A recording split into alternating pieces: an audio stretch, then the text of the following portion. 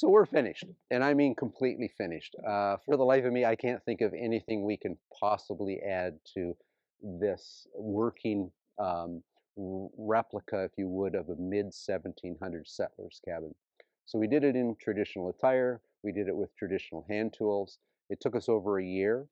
We have approximately 9 to 10 hours of footage. In our playlist, I think there's 40-some videos. So we decided we would make a compilation, if you would, of one video that would show it from the first log to the first fire in our Rumford Fireplace. The Rumford Fireplace is the one thing that we did take some liberty with. We did put some modern aspects to that, simply from a safety point of view. And Kathy, who does an amazing job of editing our footage, did find this one a wee bit challenging. Anyway, I think she's pulled it off. But a wee bit of history. So the oldest known log structure in the States is the Nothnagel home. It dates to 1638. And we think about the log cabin as sort of this iconic symbol, if you would, of the New World. And it's the mental image that comes to mind. But it wasn't brought by Europeans, the English. It was brought to the New World by the Finns. Finland at that time in history in the 1600s was part of Sweden. So it was the Finns that actually built the Nothnagel home and many more that still survive to this day. The Nothnagel home, they must have been rather affluent because it was quite a bit larger than your typical 12-foot by 12-foot settler's cabin. It was 16 by 22, so by standards of the day, it would have been a mansion. Had a dirt floor, like all cabins. They were pretty innovative. They had a couple of logs that they could take out to cool the cabin in the summer. It didn't get its first wooden floor until almost 100 years later, I believe 1730.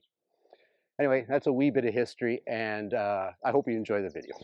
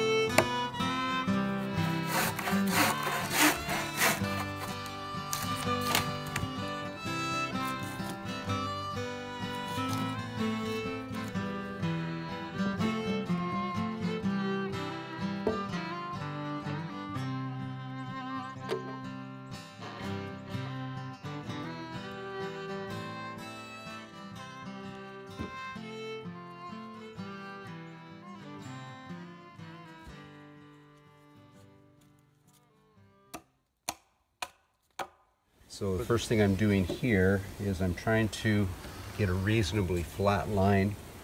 There's a saying, I love this saying in construction, is that no measurement supersedes a fair line. So a lot of this is done strictly with the eye.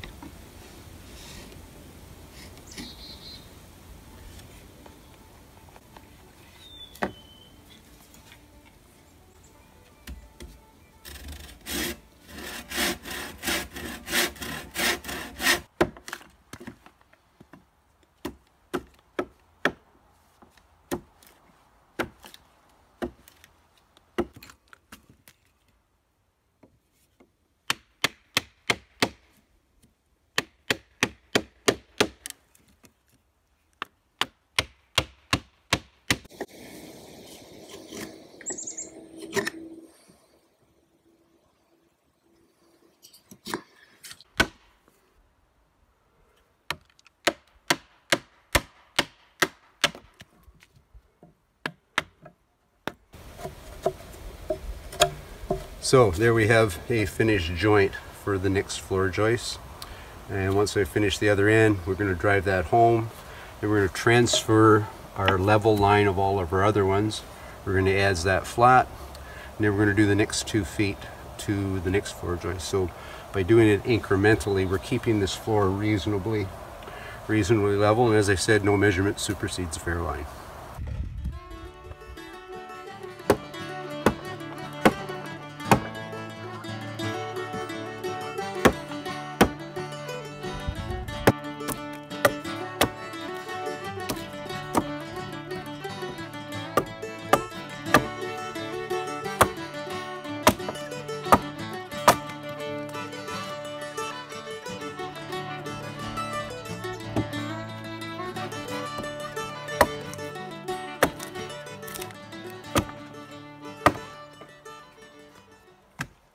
So we're going to basically be making all the iron required for a cabin. So door hinges, window hinges, door latches, shelf hangers, the crane for the open hearth fireplace. And we'll be making them one at a time right back here. So we're going to start with a nail header.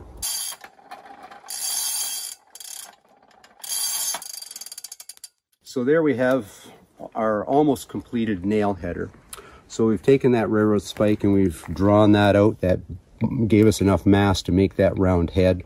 We've drawn out the handle, makes it a little more ergonomic, won't get as hot when I'm making the nails. So the last step now is I've made a tapered drift that I've got to drive down through the pilot hole I've made to make that square tapered hole that'll give us the shape of the nail. So I'm going to get this back in the fire. We're going to heat it back up and we're going to drive our square peg and round hole.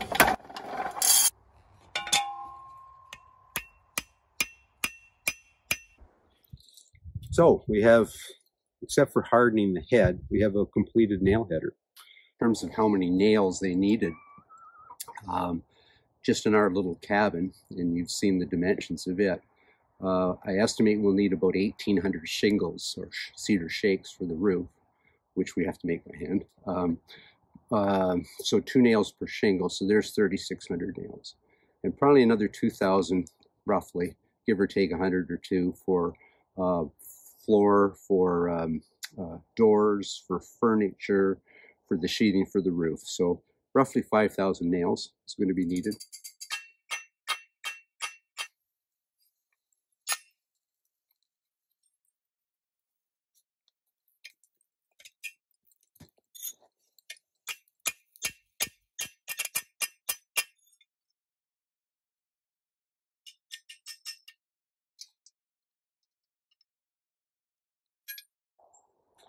So there we have a rosebud nail. So we only need 4,999, give or take 100 or so more. I've finished the last notch in our front sill log. The reason I'm doing that now is for the veranda. These will be for the floor joists for the veranda. But obviously we're not putting the veranda on now because it would interfere with us putting up the log pen. If you look at a lot of the old farmhouses, they had first a floor of rough sawn plank, which we've done. And then they put another layer of plank that will run over top and basically span the gaps of them all. So what they've done is it's twofold. It makes the floor much more rigid, but it also stops any drafts coming up from below.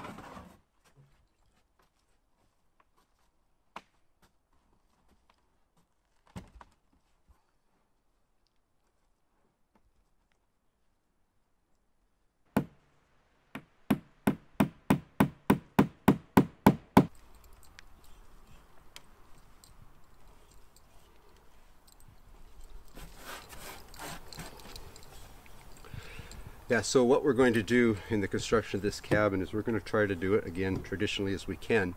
So we're going to be pegging any of the joinery that's required. So what we're going to use is basically a hardwood. So we're building the cabin out of cedar, which is soft.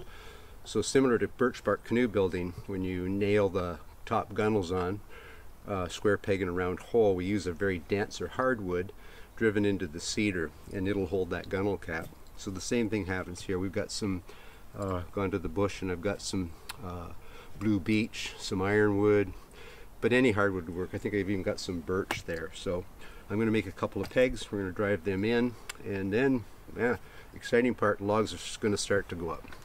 Oh, just an afterthought, a bit off topic, but the tools of that era, if one looks at the tool I'm using here, It could be upwards of 200, maybe 200 plus years old. It was made from, I should say, a single piece of metal. So he's done round into square. He's forged welded the handle for the wooden grip. He's flattened this part, made the auger. And you can pretty much be assured that the craftsman who made this a couple hundred years ago fully expected it to be working today. That's how they built stuff then.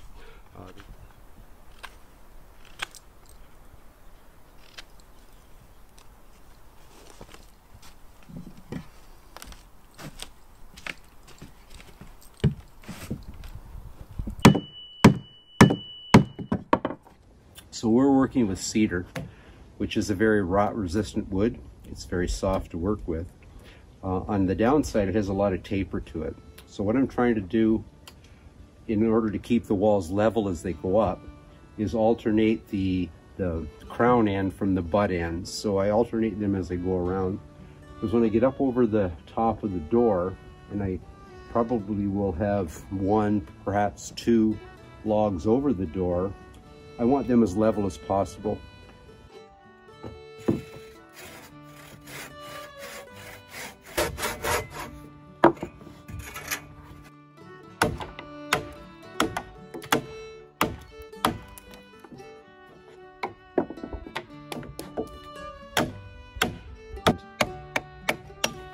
Basically what I do is the bottom of the vertical cuts I made with the saw are my guide for the material I want to take out of the bottom of the notch.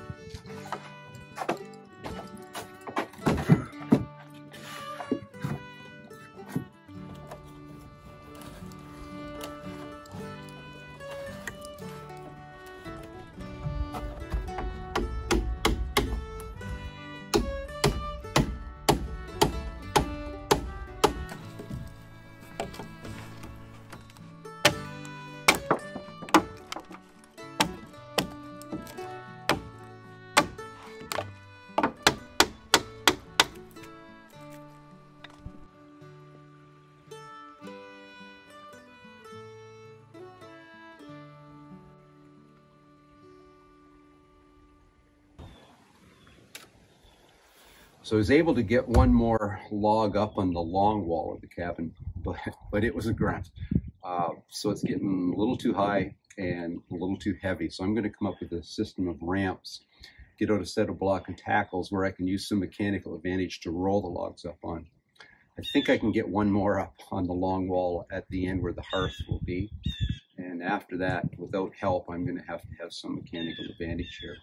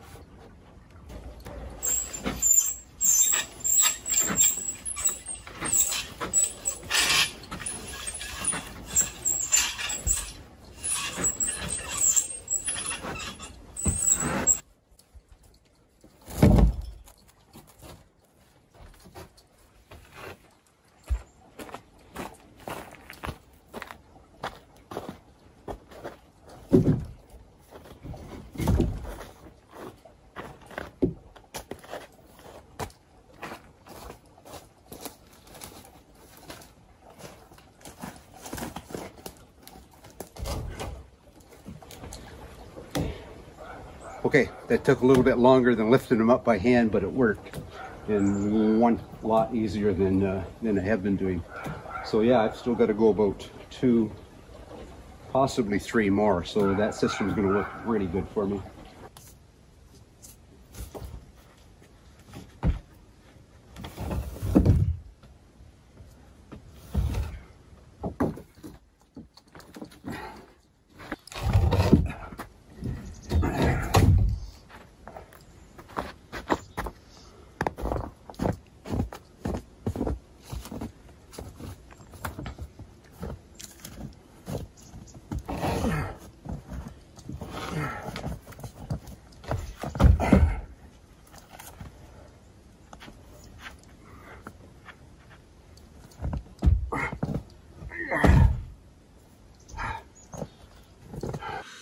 So I don't know whether it was good luck or good management, but when one doesn't use dimensional lumber, for my corners to turn out as good as they did, I'm pretty pleased. About 3/4 of an inch from corner to corner I'm out, which is pretty, I'm really happy with that.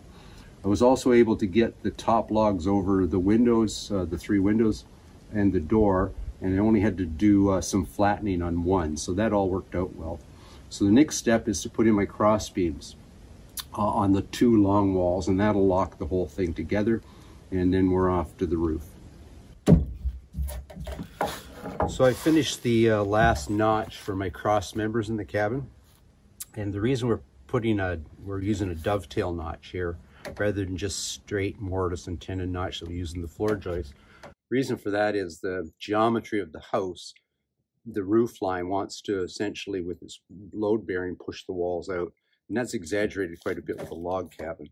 So by putting a dovetail notch in the corresponding wall on the other side, essentially we're locking that together. And I've got 1, 2, 3, 4, 5, 6 members that I'm putting in. So I've got 1 notch to cut in the top sill log, and we'll drive home the last cross beam.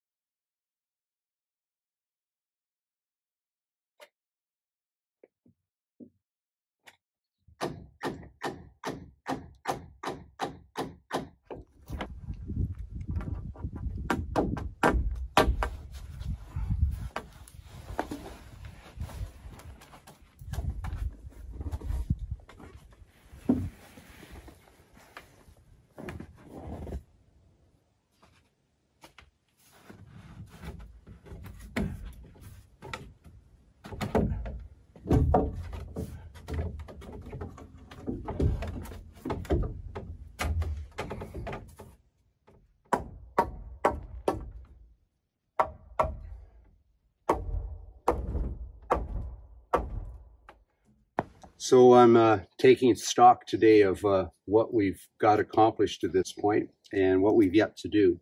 So walls are up, beams are all in. Now I'm working on the gable ends and the roof. So the diminishing logs you see here are the gable ends for this end. There'll be 3 purlins in the sides on each side. I've got the gable end logs cut on the back side of the cabin for the other wall. And here we've got our purlins. They're long enough that they're going to give me about 18 inches to 2 feet of overhang, which is wonderful because it, really protects the logs from weather. So I've got 2 gable end logs up on both ends, and I've got 2 purlins up on the back side. About to put the second one up on this side, and I've got a system working. Seems to be working pretty good. Get it part way up, tie it off, and then I'll have to sort of manhandle it up on. Anyway, we'll get this bed going up.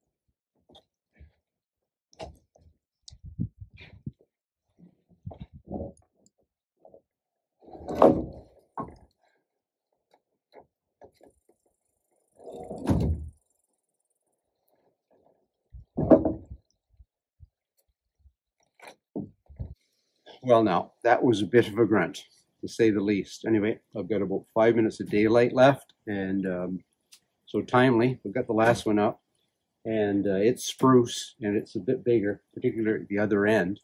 Probably weighs about 2.5 times what my cedar purlins weigh, but it's up, it's in place. I'll leave it till tomorrow when I got some daylight to notch it. And then I'm off to rafters and then sheeting. So what I'm at now is finishing. I have to have, for my overhang, I have to have 2 more rafters on each side. 2 at this end, 2 at that end. And the gap you see here, and the reason the main beam's cut off flush here, is this is where our stone chimney will come up once we get our open hearth fireplace built. That'll have to wait till spring. So enough talking, I should get at some work.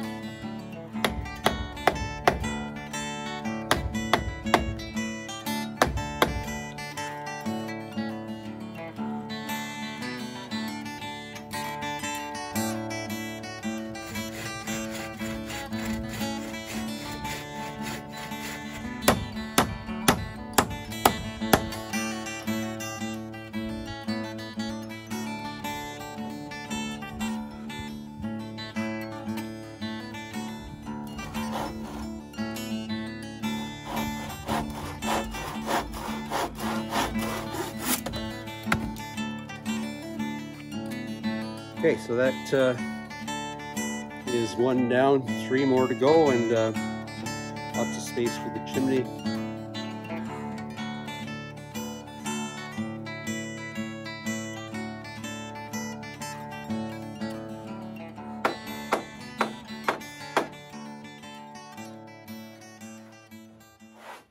Okay, sheeting's going on the roof, and we're using the rosebud nails that we made with our nail header on the forge. I sort of miscalculated. I didn't take into consideration the veranda. So we're gonna have to go back to the bush and select another pine tree because we need enough flooring for the veranda floor and to sheet the top. And then we're gonna start making our cedar shakes.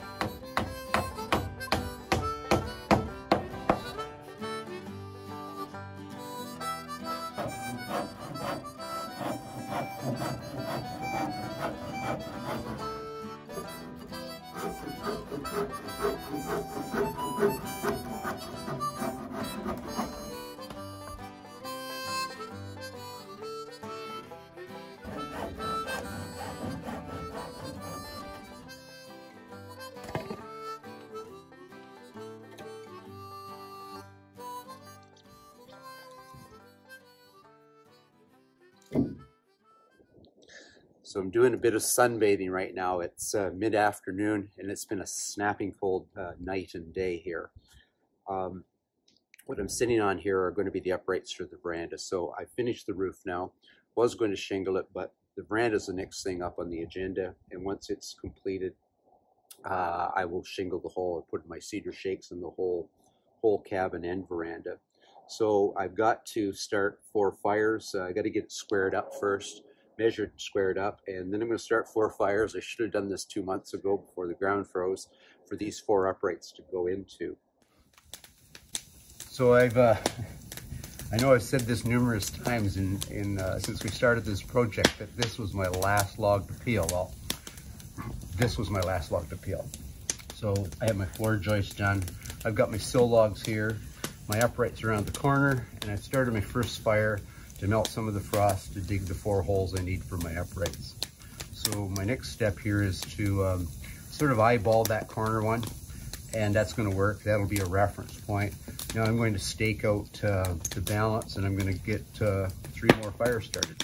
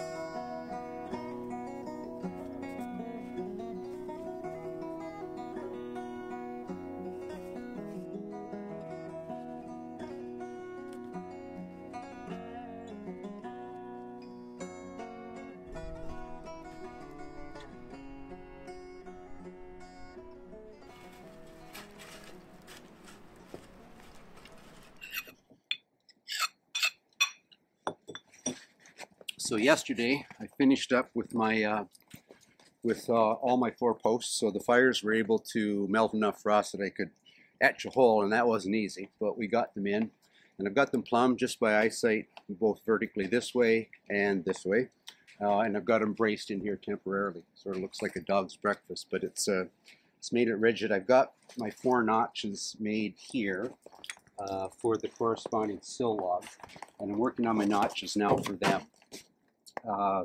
So they say a sign of a good carpenter is one that can hide his mistakes. Well, trust me, I've got lots of mistakes to hide, but I've got a sort of a fairly significant screw up at the far end. My log tapered too much, and so I tried to find a happy medium, but anyway, I might have to block up the far end, but I think the first 3 here are going to fit pretty tight. So I'm going to work on the next couple of notches and see how this fits.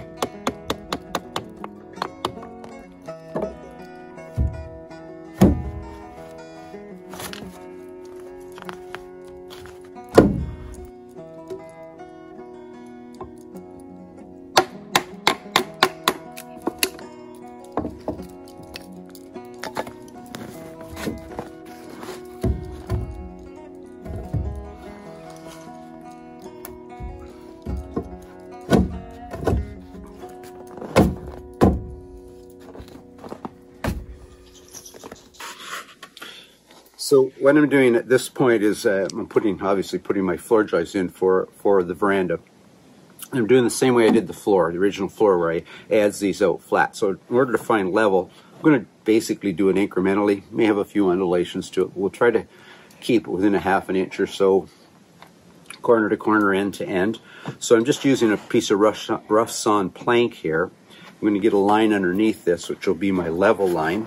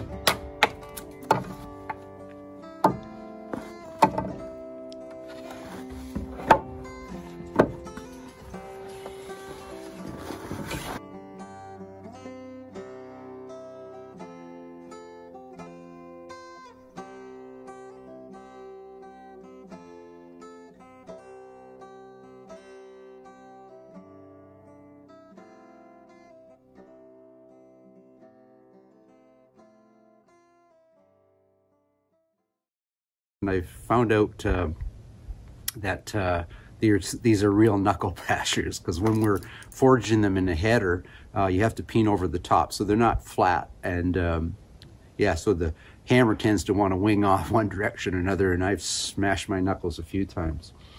Anyway, I'm going to leave this for now, and I've got to start the next thing I'm going to work on. I've got the tie-backs beams for the uprights. I've got them done at both ends of the veranda, so I've got to get one on each of these two, which will require a notch into the log just above the door sill. So anyway, I'm going to see if I can get that laid out and chisel out a couple of mortise and tendons.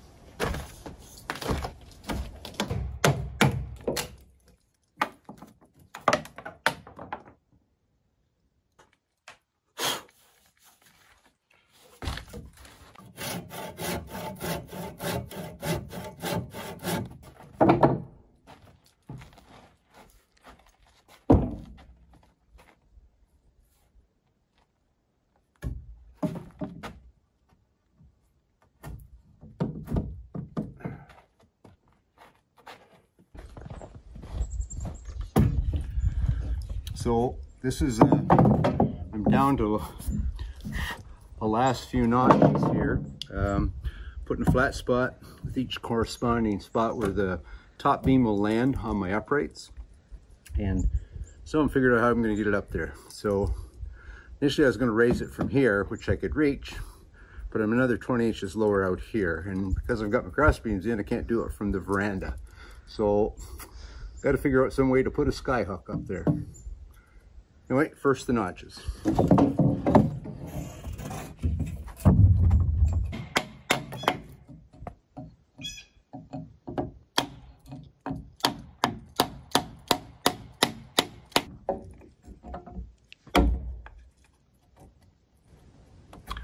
Okay, last notch in my beam. While I was notching them out, I was pondering how I'm going to get that up there. So if I could get it up from the veranda, it'd be relatively easy. It's not overly heavy, but I got the cross beams in the way. So I'm going to try to rig a pulley. I got pondering if I can rig a rope from this tree to a tree on the back side of the cabin. It should be put my pulley about halfway, so it should slide up the front of these logs and plunk on top. So I'm going to see if that works. Not sure, but it should be a fun experiment.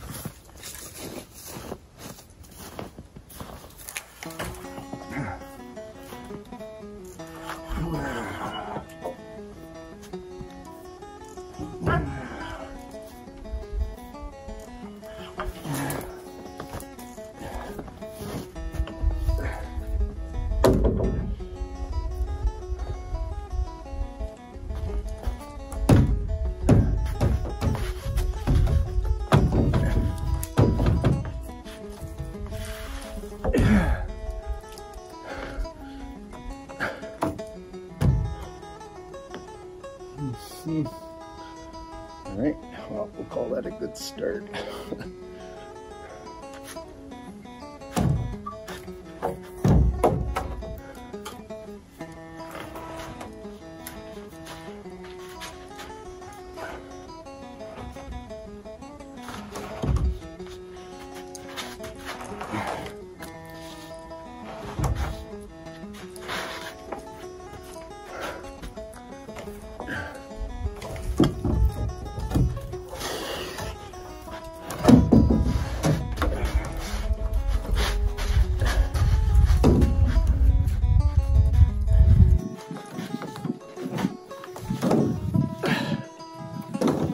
Yay!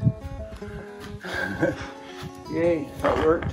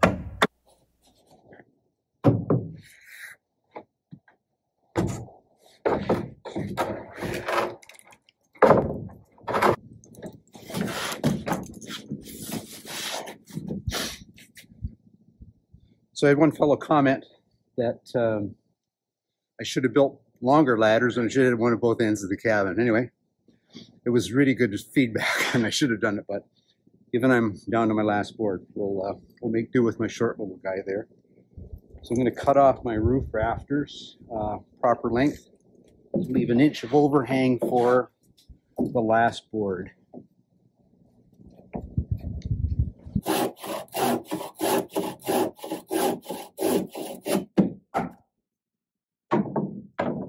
Been at the tedious task of making cedar shakes for the roof of the cabin, and yeah, I need about 3,800 of them roughly, but I'm repurposing today for this purpose. I've cut what we call bolts, and I'm using a couple of my cutoff tools for my hardy hole and my anvil to split them. So these are reasonably straight grain. They're a little bit small, but they still will make a shake.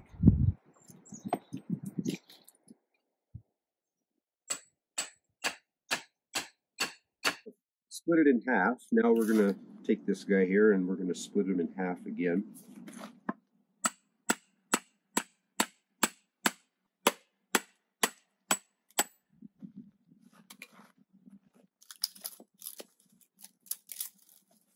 So it's essential when we're throwing out, we're going to use the throw next, and when we're throwing them out, you see their grain running this way. So our shakes have to come off here or here. It has to cross the grain. If you don't, what ends up on the roof is they're all going to cup on you, and you're going to have a roof that doesn't hold out water. So the next step's to get the throw, and we're going to start by taking what we want them basically is an inch wide at the bottom end, or the eave end of the house, and tapering nothing at the roof, the peak end of the house. So grab the throw and see if we can, how straight this grain actually is. So we want 1 inch at the top, and then to finish them we're going to go to the shaving horse. So the first step in hand shaping shakes is to flatten one side. So I pick what would appear to be the best one to work from. Get it flat, and then the taper I discussed will all go on the opposite side. So we want 1 inch at as I said, at the bottom end, and taper to nothing at the top. They're roughly 24 inches long. So I'm going to pick this side to get our flat spot on, and we'll get it shaped down here.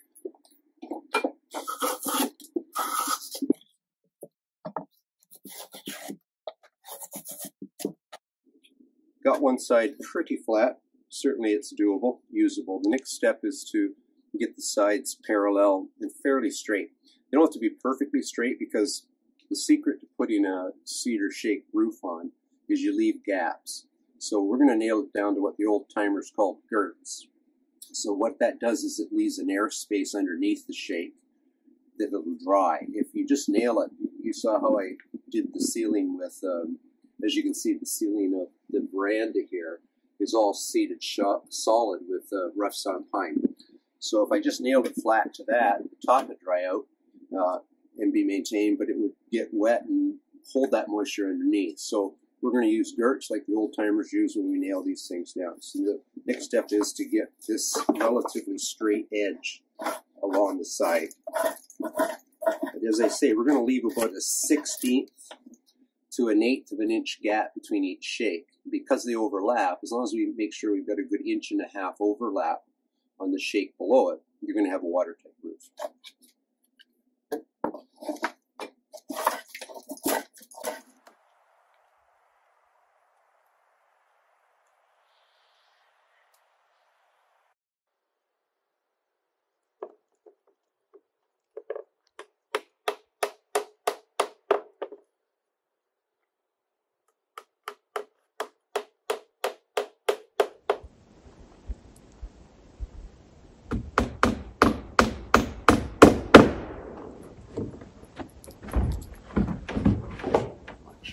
So we're working on the fireplace today, so I'm starting to cut the logs out. I've got 3 more to go for my opening. And in the 17th, 18th, and even into the 19th century, people lived in fear of fire. Where no fire departments, you didn't have homeowners insurance. If it burnt down, you had to rebuild it. So we're going to have a functioning Rumford fireplace in this cabin. It's going to look like a Rumford fireplace. It's going to function like a Rumford fireplace, but we're not going to mess around with the safety hazards of one. So I've constructed this, and this will be the throat. The opening of the fireplace is here. It's going to get set in the opening. And we used all recycled material. So I took an old oil drum. I got out of the basement of the house and cut out all the pieces. And my good friend and neighbor, probably the best welder I know, Jim Lucas, he tacked that all up for me. He said he's built some crazy things, but he said this was about the craziest. Anyway, this is the throat. The angle irons here will have a real heavy piece of metal that will be our draft. And down here we have, it's called the smoke chamber. So that'll sit above it. And like I say, it's going to look like a Rumford. The outside of it's going to be all field stone, which we're collecting. And yeah, I've got 3 more logs to get out of here and some work to do on the base, and then we're going to set this in place.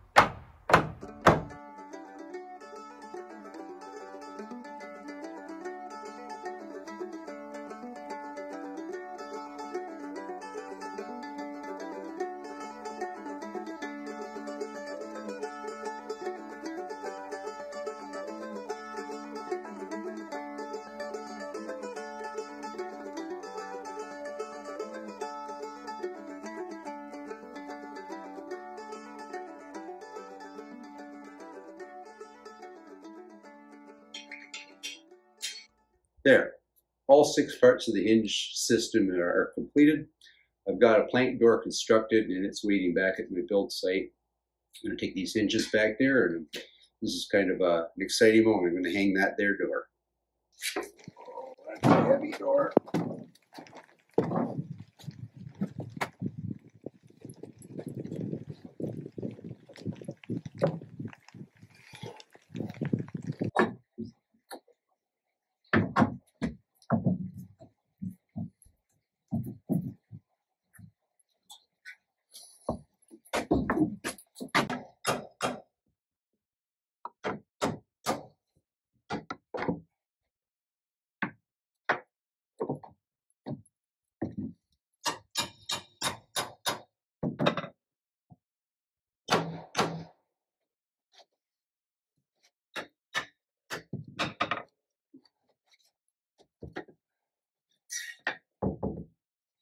also want to hang my first window. I've got to make the window stops.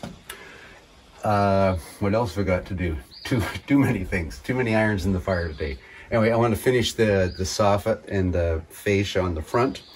Perhaps even started on the back, but I also want to start putting in a bit of the caulking, or the chinking, I should say, in the log. So I'm going to put in a rough coat of mortar, and then I'll put a finish coat both on the inside and the outside. Now, traditionally they would have used cob, which is a mixture of half sand, half clay, chopped up grass at the time, or straw if they had it. They'd put that on a tarp, get in their bare feet, dump some water on it, hop up and down, pack that in.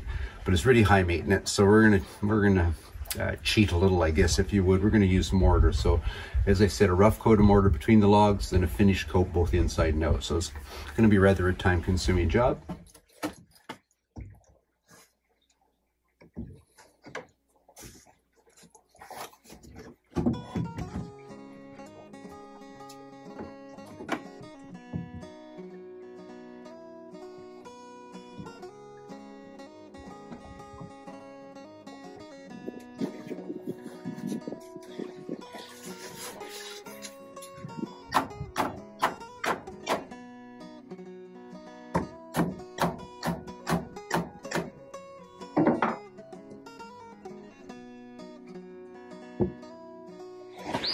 I've been going at the chinking pretty steady for the last few days, and it's a tedious task to say the least. Anyway, I've got this wall's pretty much finished. I've got the rough coat in, which will give me a base to put the finish coat of chinking on the outside. Then I have to do basically the same thing on the inside.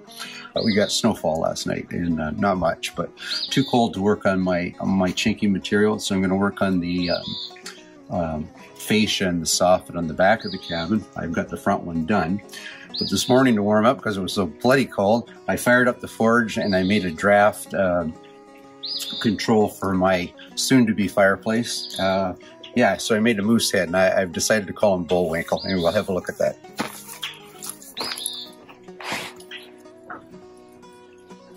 So there we have Bullwinkle. I think he turned out kind of cute. Kept me warm this morning anyway when it was so cold.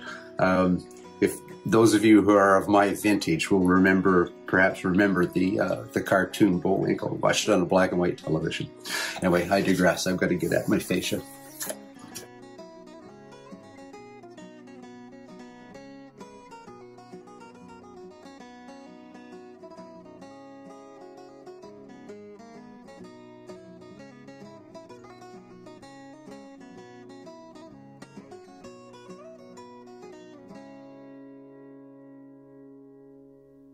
The other thing I'm doing is, obviously, you can see I've been working quite hard on the chinking.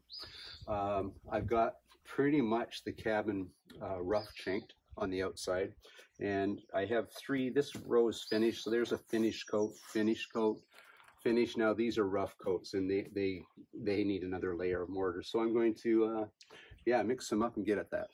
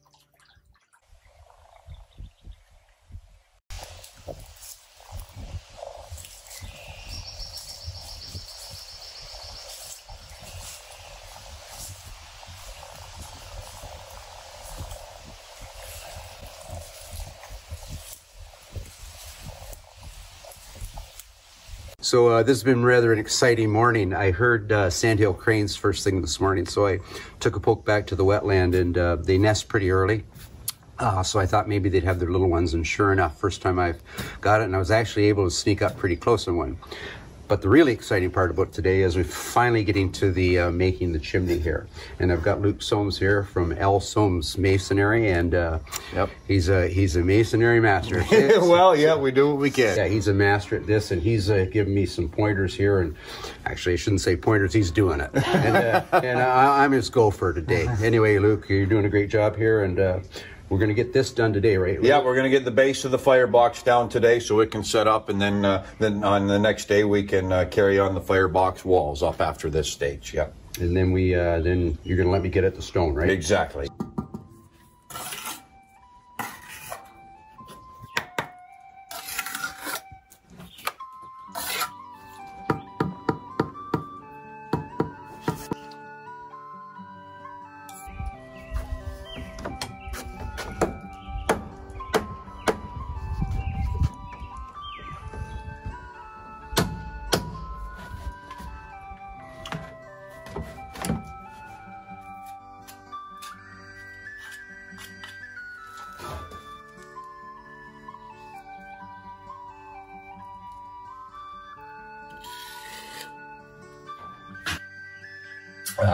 We've got the inner box of the hearth completely done now, so we got an authentic built-to-scale Rumford with a working crane. Our fire dog's in place, and Luke came worked his magic. So we're right at the stage now of starting the chimney, and it's been a long time coming. The next step on the inside of the build is we're going to be stacking a row of these antique red bricks here, like so, and they're going to get stacked up. And the plan is, once we get up here, we're going to sort of start stepping them out a bit, and then we'll be laying a row of bricks. They call them soldiers when you put them this way across here, and then our mantle will sit on top of that, just below or around Rocky there, or sorry, Bullwinkle.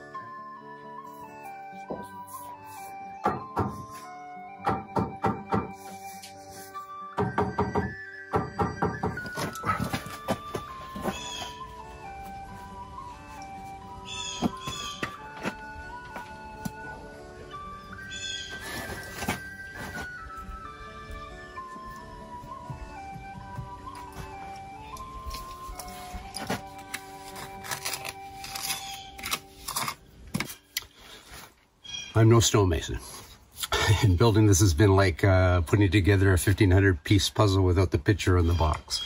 But anyway, it's coming. We're getting along. And we have put a pretty heavy row of rocks in the top there, top row. Gonna let that set up a bit. I'm alternating between outside work and inside work, so I'm gonna get back at the floor now.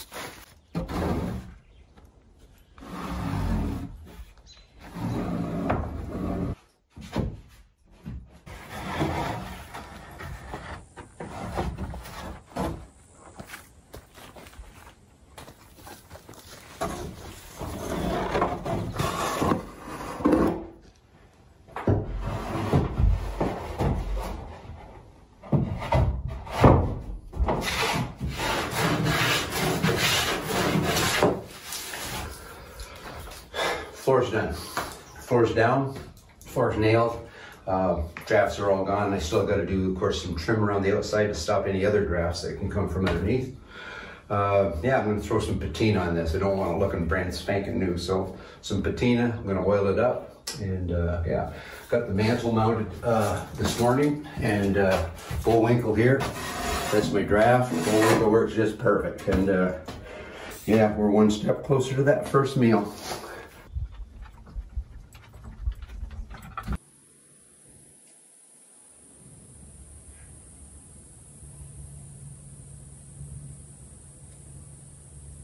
I do love log cabins. This one's coming to fruition. The fun part starts now, where I'm going to build some corner cabinets, and I built this obviously. I'm going to move in some furniture, get some chairs in here. We're getting awful close to finishing this.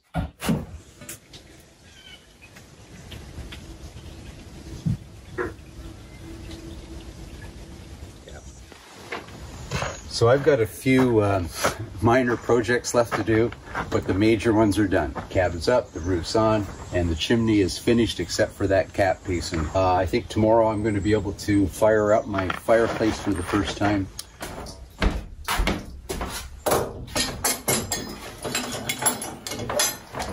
So I had a very productive morning in the blacksmith shop today, and I made a number of accouterments that I'm going to use for cooking and other things in the cabin today. First being a number of hooks, a pretty simple hook. They're drive-in, very common item in the 1800s. Being frugal, you didn't have to make an extra nail. It was just one piece. It was built pretty easy. So I'm going to hang up some pots over my windows. I also built 3 things for the new fireplace. Oh, and speaking of fireplace, the exciting part about today is I'm going to light the first fire in it. And it's been a rainy day, so we've got a low pressure over us, which means the poorest draft you can get. So if it draws today and I don't smoke myself out in here, I'm going to be really excited. Anyway, before I do that, a few items that I made here. This is called a trammel, and basically, what I've got here is my adjustment for low, medium, high heat, like you would in modern times. I also built a rotisserie. For beginner blacksmiths, this is a great project. Really simple to build, a few bends, drawing out the ends here and making some nice little curls on it. This will be the spit part, it goes through the chunk of meat you're going to cook. And one final little skewer here that you can essentially, if it works, and it does, you push down into the meat. So you pull that out, you can rotate the meat, push it back in. You can rotate this away from the fire or back towards the fire. So a simple little device was commonly used in the 1700s. And the last thing I built for the fireplace is a trivet. So that's for putting my griddle on and doing up my bannock and bacon and such things. That trammel may have to be made a bit bigger, actually. So a good friend of mine, Bob Miller, he made me this little horn thing here, and not only that, but he charged the thing with fresh char cloth and some chaga for fire starting. So I'm going to leave Bob's fine gift there as a place of honor up there on my mantle. So first fire, pretty exciting, we hope.